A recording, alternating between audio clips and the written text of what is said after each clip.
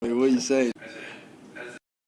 Hello, my name is John Chambers, and this is my presentation on effective communication and career planning for athletes. The reason why athletes have interviews is to tell their side of the story if something, for example, they had a bad training day or had a bad game, and they want to express their feelings of why they had that. Plus, for another example, they further their celebrity status and to extend their reach to their fans, supporters, and they're Shame. Reporters can get information about athletes from nearly anywhere, even very personal information. They can do this via Facebook, Twitter, even Instagram. It's incredible now with the technology we have these days. Different types of interviews that athletes are required to do. There are many ways of athletes can do interviews. They undertake during their career. A major example is that of a radio, where they talk over the radio to thousands of people. Another example is television, newspapers, blogs, or vlogs to get across their fans. Significant others to have interviews with.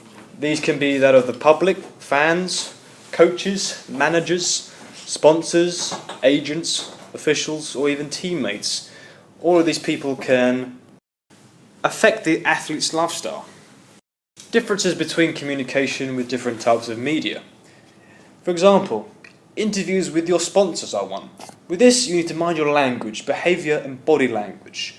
You need to be standing tall, confident, speak clearly, positive, and last of all, but most importantly, respectful.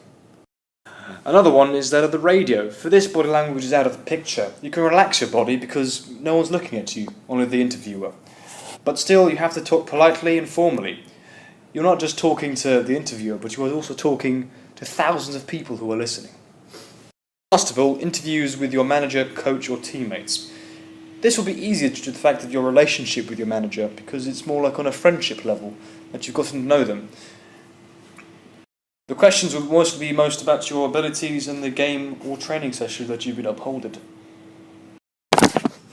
Why it is important to plan an interview for an athlete. It is extremely important to plan any interview, otherwise you'll end up improvising and you'll not look very professional for all those in the building. Plus, when athletes are on interview, they must be ready for any question that is thrown at them. Some may be open, very easy to answer, but some may also be very personal and you wouldn't want to answer that. You could end up saying, pass on the question, or you could end up answering and embarrassing yourself. Why it is important to plan your career and have a backup plan. It's important because, well, your career may go down the drain and end up being as a loss. So you'll need to find another career. For example, if I was a professional football player and I was let go and couldn't find any other club to hire me, I'd be a coach, maybe a personal trainer, maybe a sports scientist due to my qualifications. Due to my qualifications in the sporting environment. Athletes and their backup career. Greg is wanting to become a professional trainer. Due to his qualifications and his experience from his football association, that this will increase his chances of becoming a personal trainer in the outside world.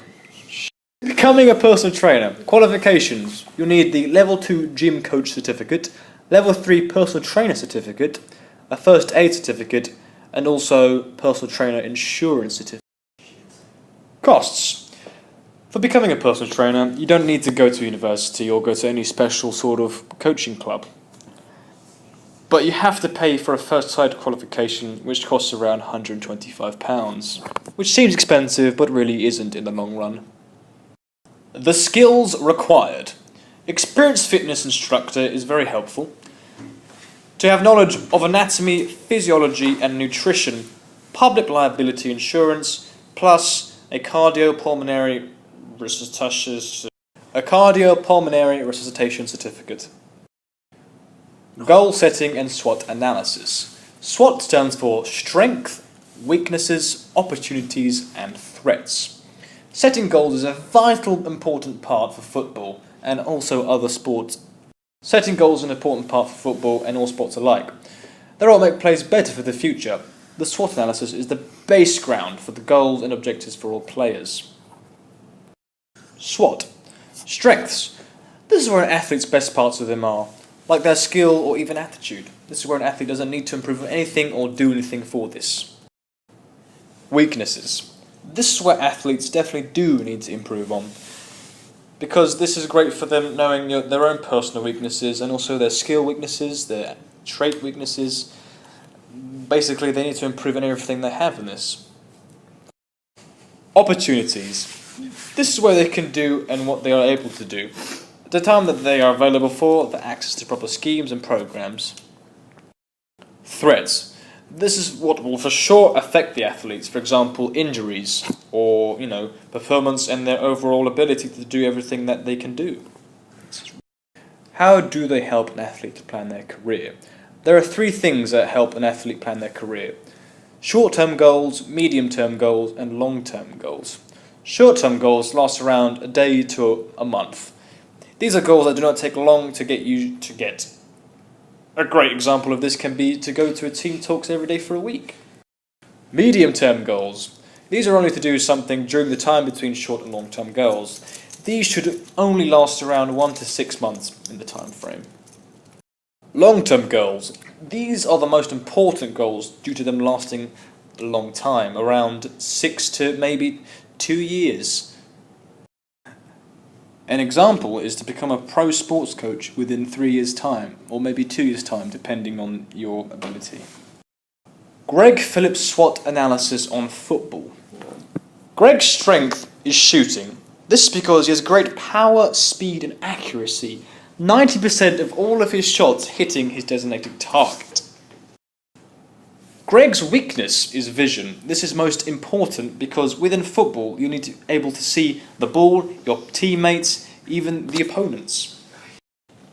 The reason why it's his weakness is because sometimes he overshoots his mark and misses the crossing or through ball that he's been given. Greg's opportunities is to focus his training on his awareness and reaction times. He can do this by doing a training method. I like to call it traffic lights. This is where he looks at 3 different coloured cones when I lift them up. 1 green, 1 yellow and 1 red. Green means go fast, yellow means slow down and red means stop. No communication is allowed. Greg's threat is that of an injury because he could hurt himself during training and hinder his ability to play in proper games.